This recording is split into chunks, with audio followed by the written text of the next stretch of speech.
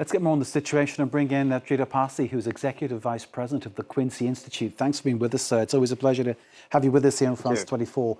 I'm wondering whether you can give us any clearer picture of what is happening in Iran right now. So the situation, of course, is still very fluid. So whatever the situation has been in the last 2-3 days may not be an indication of what it will be in the next 3 days. But we have seen a slowdown of the protests, smaller crowds. This is probably due to the very, very brutal and violent crackdown by the government. And as you mentioned, a very large number of deaths. The 600 number probably is quite an underestimation. But it's also because of other factors, potentially. One is the fact that you also have an element within the protesters that have also used very, very severe violence in the last couple of days, including the killing of numerous police officers. And this tends to repel other protesters, peaceful protesters who don't want to see protests of that kind. And then there's, of course, the third factor, which is that protests have a rhythm of their own.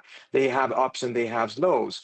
And just because it has quieted down does not in and of itself mean in any way, shape, or form that it necessarily is over. I think the next couple of days are going to be important, but also over the longer run, without addressing the core concerns of the protesters, with not just economic, of course, there is absolutely nothing that indicates that protests will end in the longer term, meaning that there will still be recurring protests, perhaps even larger, perhaps more radicalized than what we see now, unless something changes.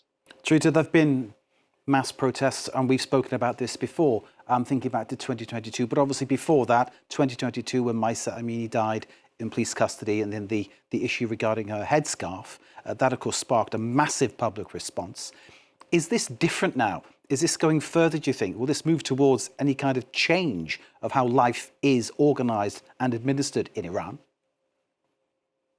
It certainly is different in many different aspects. As you mentioned, the Mahsa Amini protest started as a protest against the hijab, very quickly turned against the entire structure of the political system, meaning they wanted an overthrow of the government. There were slogans about of respect for the previous Shah, but not necessarily slogans calling for the return of the son of the Shah. You have those slogans in these protests right now, which is a new development. What it really means is still not entirely clear. And as the imagery also shows, and this is an important difference, not just between Mahsa Amini protests, but all previous protests, these protests at this point largely take place at night, if not exclusively, at a moment in which it is much more difficult to be able to discern exactly what is happening. Perhaps it provides a degree of greater protection for the protesters, but it also provides a degree of protection for elements within the protesters that may seek violence. So in many ways, we're seeing a dramatic radicalization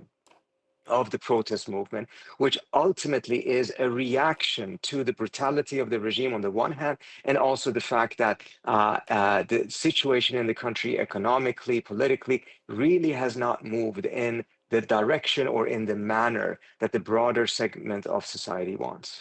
Trita, you mentioned the son of the Shah. Shah, of course, to remind people, deposed in 1979. He, of course, has been living in exile. Is there any sense that he is a kind of ready-made replacement should it come to that? Is there a credible opposition ready to take over if a change happens?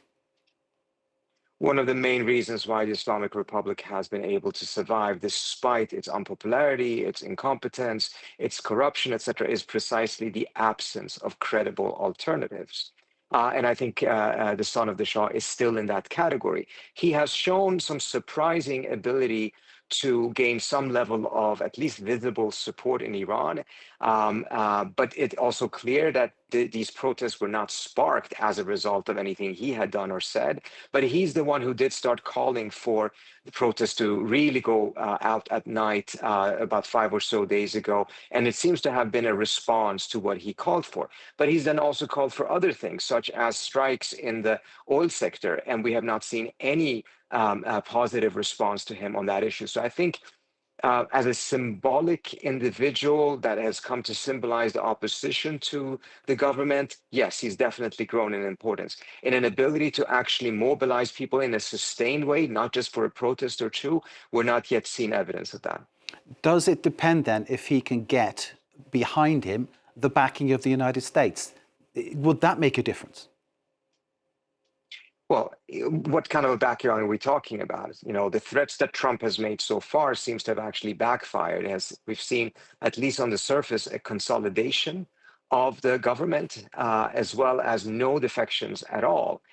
So the idea that the threats in some way somehow would have resulted in the Iranian government backing off is not at all what we're seeing. On the contrary, we're probably seeing the most brutal level of violence that it has used against its own people since the beginning of the revolution. So I very much doubt that U.S. military intervention is going to work out as neatly as I think Trump saw it working out in Venezuela. This is a very different situation. The full backing of the United States is also not necessarily much of a plus in the Middle East in general, but certainly not in Iran. Some of these things have changed a little bit. There's a degree of desperation that is making a lot of people think that, you know, it doesn't matter what comes next, we just want to get rid of the government. That was the very same type of thinking that also brought a lot of people out in the streets against the Shah in 1979 or 78. The end result of that is probably something that most people now regret. Trita Parsi, Executive Vice President of the Quincy Institute, thank you for joining us. Thank you for taking the time to give us your analysis of the situation. We appreciate it, sir. Thank you very much indeed.